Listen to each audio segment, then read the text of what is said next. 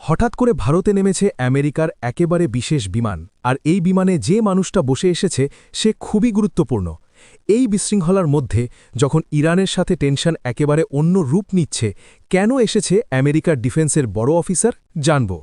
আর অন্যদিকে এটাও দেখা যাচ্ছে যে ইরান থামার নামে নিচ্ছে না।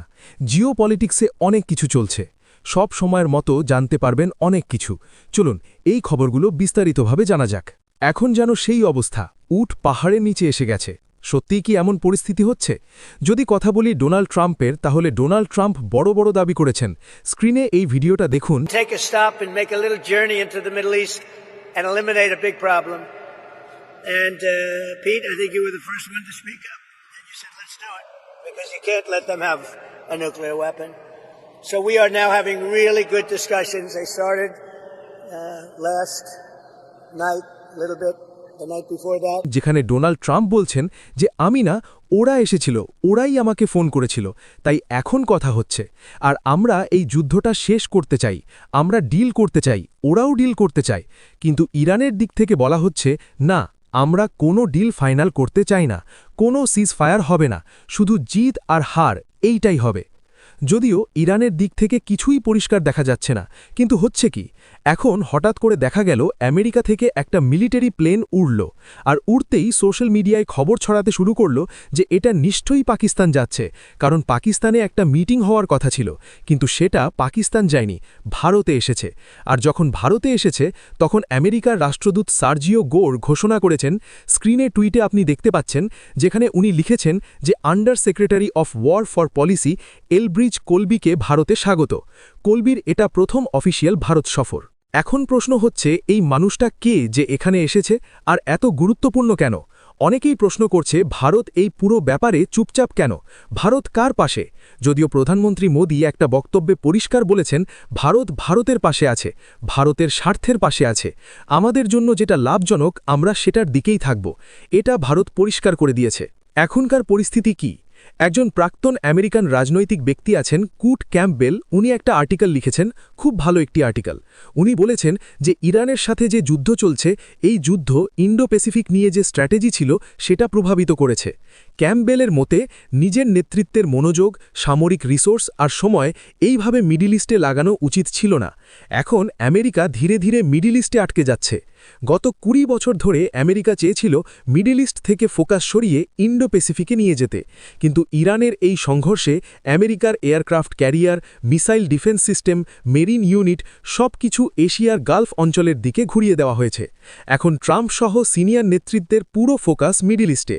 আর ভারত, জাপান, অস্ট্রেলিয়ার জন্য এখন চিন্তার বিষয় হচ্ছে চীন কি এই সুযোগ নিয়ে ইন্ডো প্যাসিফিকে এগিয়ে যাবে? কারণ যত বেশি সময় আমেরিকা মিডল ইস্টে আটকে থাকবে, তত দ্রুত এগোনোর চেষ্টা করবে চীন।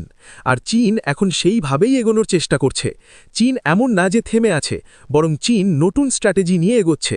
আর চীন কি করছে? চীন একদিকে তাইওয়ানকে নিজের এয়ারক্রাফট ক্যারিয়ার আর ফাইটার জেট দিয়ে সব সময় ঘিরে রাখে, এক্সারসাইজের নাম করে আসে, তারপর আবার চলে যায়। আর যদি ইন্ডো প্যাসিফিকের কথা বলি, তাহলে চীন সেখানে গুপ্তচর জাহাজ পাঠাচ্ছে। তো ধীরে ধীরে চীন নিজেকে দ্রুত শক্তিশালী করার চেষ্টা করছে। হঠাৎ করে ইন্ডো প্যাসিফিকে নিজের অবস্থান আরও মজবুত করতে চাইছে। এখন এর মধ্যে প্রশ্ন হচ্ছে, ইনি ভারতে কেন এসেছে? এটাই সবচেয়ে বড় প্রশ্ন।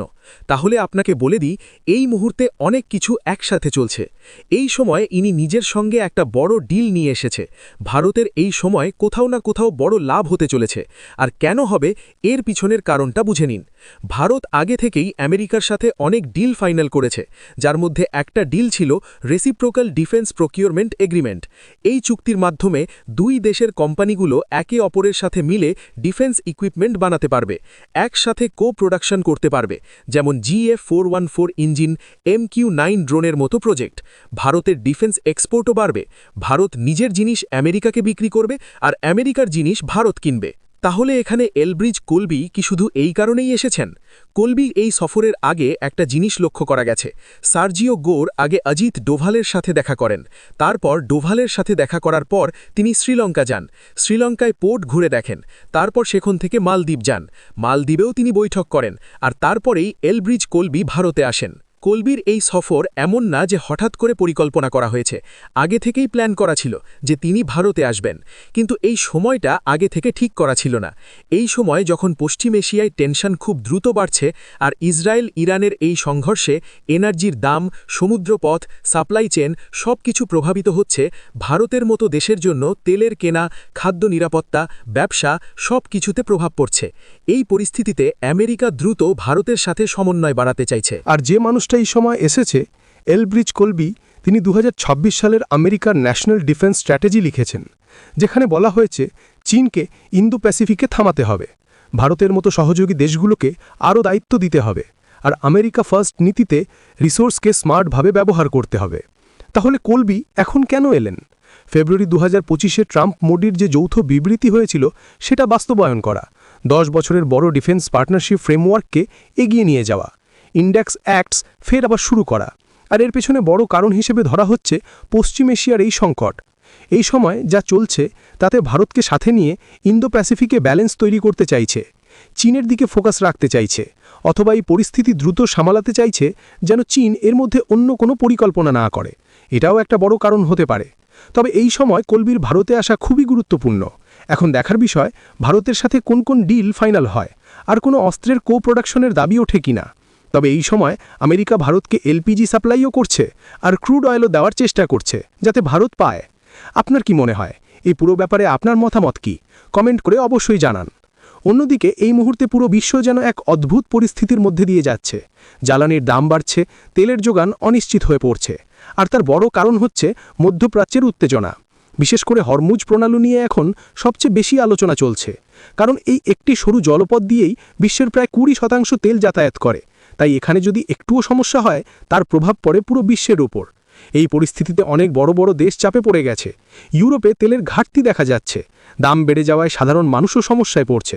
আমেরিকাও নিজের তেলের স্টক বাঁচিয়ে রাখতে চাইছে, আর উপসাগরীয় অঞ্চলে যুদ্ধের জন্য অনেক জাহাজ ঠিকমতো চলাচল করতে পারছে না, ফলে পুরো সাপ্লাই চেনটাই ধাক্কা খাচ্ছে। কিন্তু এই একই সময় ভারত একটু অন্যভাবে ভাবছে এবং সেই অনুযায়ী পদক্ষেপ নিচ্ছে। ভারত রাশিয়া থেকে প্রায় 6 কোটি ব্যারেল অপরিশোধিত তেল কিনে নিয়েছে, এই খবর প্রকাশ করেছে ব্লুমবার্গ। এটা শুধু একটা সাধারণ কেনাকাটা নয়, বরং একটা বড় কৌশল। কারণ যখন অনেক দেশ রাশিয়ার থেকে দূরে সরে যাচ্ছিল, তখন ভারত সুযোগটা কাজে লাগিয়ে নিজের প্রয়োজন মেটানোর দিকে জোর দিয়েছে। এই ডিলের পর রাশিয়াও ভারতের প্রশংসা করছে। কিরিল দিমিত্রিয়েভ বলেছেন, ভারত তাদের জন্য খুবই গুরুত্বপূর্ণ আর নির্ভরযোগ্য অংশীদার। আসলে বিষয়টা এমন যে ভারত শুধু সম্পর্ক রাখছে না, বরং সেই সম্পর্ককে কাজে লাগিয়ে নিজের সুবিধা নিচ্ছে। তবে এখানে একটা বিষয় পরিষ্কার করে বলা দরকার। অনেকেই ভাবতে পারেন ভারত হয়তো খুব সস্তায় তেল পাচ্ছে, কিন্তু বাস্তবটা একটু আলাদা। রিপোর্ট অনুযায়ী এই তেল ব্রেন্ট দামের তুলনায় কিছুটা বেশি দামে কেনা হয়েছে। এখন আন্তর্জাতিক বাজারে ব্রেন্ট ক্রুড অয়েলের দাম প্রায় $104 প্রতি ব্যারেল, আর ইউরালস ক্রুড অয়েল প্রায় $98 কাছাকাছি। এই দাম 2022 সালের পর অনেকটাই বেশি। তবুও ভারত তেল কিনেছে, কারণ এই মুহূর্তে সবচেয়ে গুরুত্বপূর্ণ হলো তেল পাওয়া নিশ্চিত করা। এই পুরো পরিস্থিতির পেছনে বড় কারণ হলো মধ্যপ্রাচ্যের যুদ্ধ পরিস্থিতি, বিশেষ করে ইরানকে ঘিরে উত্তেজনা। ইরান ইতিমধ্যেই ইঙ্গিত দিয়েছে যে হরমুজ প্রণালী সবার জন্য আগের মতো খোলা নাও থাকতে পারে। এতে করে আরও অনিশ্চিততা তৈরি হয়েছে। কিছুদিন আগেও ভারত সৌদি আরব এবং ইরাক থেকে বেশি তেল কিনছিল, কিন্তু এখন পরিস্থিতি বদলে গেছে। যুদ্ধের কারণে অনেক জাহাজ আটকে যাচ্ছে, ডেলিভারি ঠিক সময়ে হচ্ছে না। তাই ভারত আবার রাশিয়ার দিকে ঝুঁকছে, কারণ সেখানে সরবরাহ তুলনামূলকভাবে স্থির আর নিশ্চিত। এখানে আরেকটা গুরুত্বপূর্ণ বিষয় হলো এই ডিলটা কিছুটা সম্ভব হয়েছে আমেরিকার কিছু নিয়ম শিথিল করার কারণে। তারা বলেছিল নির্দিষ্ট সময়ের আগে লোড করা রাশিয়ান তেল ডেলিভারি করা যাবে, আর ভারত সেই সুযোগটা খুব দ্রুত কাজে লাগিয়েছে। অন্যদিকে ইউরোপ এইভাবে এগোতে পারেনি, কারণ তারা রাশিয়ার ওপর কঠোর নিষেধাজ্ঞা দিয়েছে আর বিকল্প উৎসের ওপর নির্ভর করছে। ফলে তাদের বেশি দামে তেল কিনতে হচ্ছে, আর সেই চাপ সরাসরি তাদের অর্থনীতিতে পড়ছে। ভারতের জন্য এই পুরো বিষয়টা খুব গুরুত্বপূর্ণ হয়ে দাঁড়িয়েছে, কারণ এর মাধ্যমে দেশে পেট্রোল আর ডিজেলের দাম কিছুটা নিয়ন্ত্রণে রাখা সম্ভব হচ্ছে। শিল্পে জ্বালানির সরবরাহ ঠিক থাকছে, আর অর্থনীতিতেও বড় কোনো ধাক্কা লাগছে না। মানে এটা শুধু তেল কেনা নয়, পুরো দেশের অর্থনীতিকে স্থির রাখার একটা বড় পরিকল্পনা। সব মিলিয়ে যদি সহজভাবে বলা যায়, তাহলে দেখা যাচ্ছে যে যখন পুরো বিশ্ব অনিশ্চিততার মধ্যে আছে, তখন ভারত একটু ঠান্ডা মাথায় নিজের স্বার্থ বুঝে সিদ্ধান্ত নিচ্ছে, সময় মতো সঠিক পদক্ষেপ নিচ্ছে বলেই এই কঠিন পরিস্থিতিতেও নিজেদের অবস্থান শক্ত রাখতে পারছে। আর এই কারণেই আজ রাশিয়াও খোলা বুকে বলছে ভারত তাদের জন্য সবচেয়ে নির্ভরযোগ্য পার্টনার।